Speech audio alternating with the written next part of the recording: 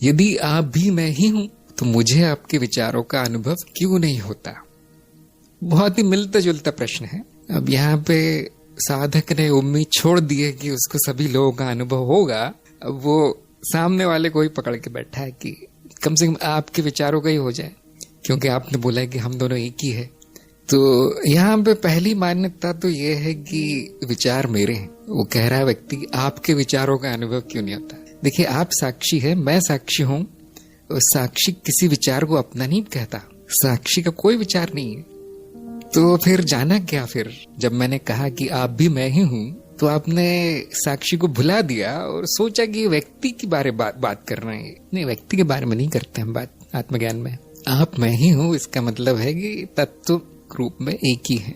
तत्व के कोई विचार नहीं होते। मैं साक्षी हूँ, आप साक्षी है, न ये विचार मेरे हैं न वो विचार आपके हैं। वो जिसके भी हो, सारे विचारों का अनुभव साक्षी को ही होता है। आपकी स्मृति में जो विचार है वो इस स्मृति में नहीं है, जो कि बड़ी स्वाभाविक बात है। ऐसा ही होना चाहिए, नहीं तो व्यक्ति भी नहीं होता, वो मर जाता, वो जिंदा नहीं रहता कि उस सारी दुनिया के विचार उसमें डाल दिए जाए। तो इतनी क्षमता नहीं है इस जीव में। जैसे कि मैंने कहा, आपके सारे विचार भी एक साथ आपके मन में प्रकट नहीं है अभी। मान लीजिए आपकी आयु 30 साल की है और 30 साल में आपने जो विचार किए वो सारे एक साथ आ जाएं। अब पागल खाना भी कम पड़ जाएगा, क्योंकि उसका कोई इलाज नहीं है, वो मर ही जाएगा जीव। इसी प्रकार सभी लोगों के विचार आ जाए मन में एक साथ, जो कि बहुत लोगों के ख्याली पुलाव है, तो वो रहेगा नहीं, ज्यादा टिकेगा नहीं वो जीव। इसलिए जो प्राकृतिक व्यवस्था है वो सबसे अच्छी है।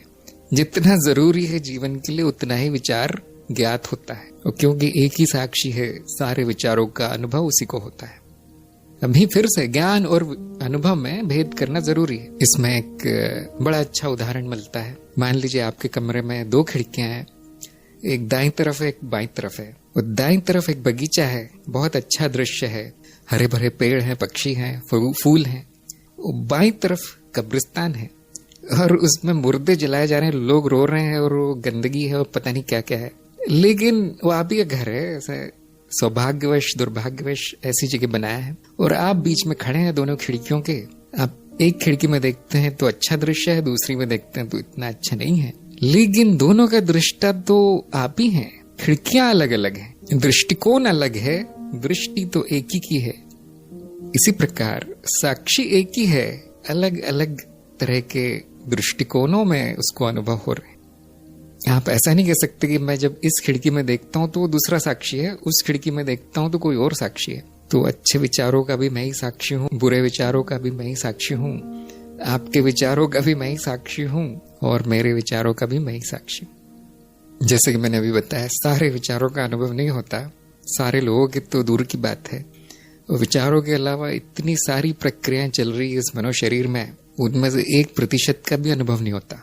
तो ये कल्पना करना कि दूसरों के विचार जब तक अनुभव नहीं होंगे तब तक साक्षी का सत्य नहीं जान पाऊंगा, वो ठीक नहीं है। जैसे आपके सभी विचारों का अनुभव नहीं हो रहा है, सभी चित्त की प्रक्रियाओं का अनुभव नहीं हो रहा, फिर भी साक्षी का अच्छा ज्ञान हो रहा है कि वो क्या है, मैं हूँ, तत्व है। वैसे ही आप कितने भी लोगों के विचार जान जाए, आपको ज्ञान तो उतना ही होगा, इससे ज्यादा नहीं होगा। अधिक प्रमाण नहीं मिलेगा।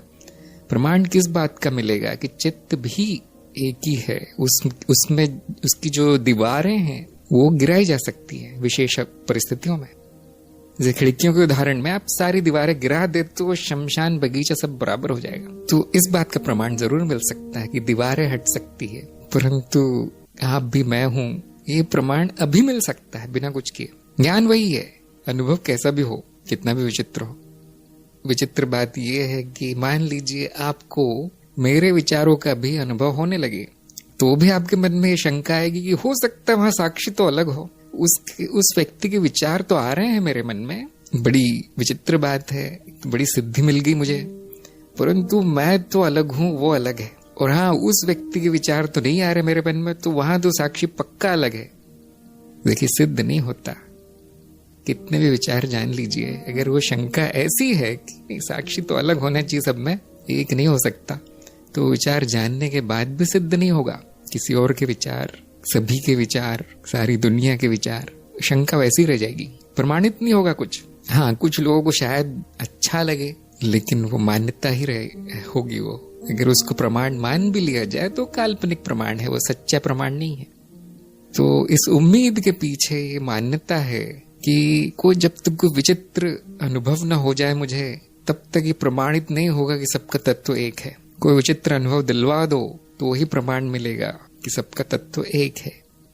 ये मान्यता सही नहीं है। जैसे कि मैंने कहा कि यदि ये प्रमाण जरूरी होता तो गुरुजन वो प्रमाण ले आते आपके सामने, बता देते कैसे लेना है, या कम से कम ये बता देते कि देखिए अभी नहीं जान सकते आप ये बात, अभी इतना ही जान लो कि साक्षी है और ये मान लो कि अलग अलग होगा, कोई इसमें बहुत नुकसान वाली बात नहीं है, लेकिन प्रमाण मिल जाता है। देखिए मान्यताओं में समस्या है, प्रमाण में नहीं।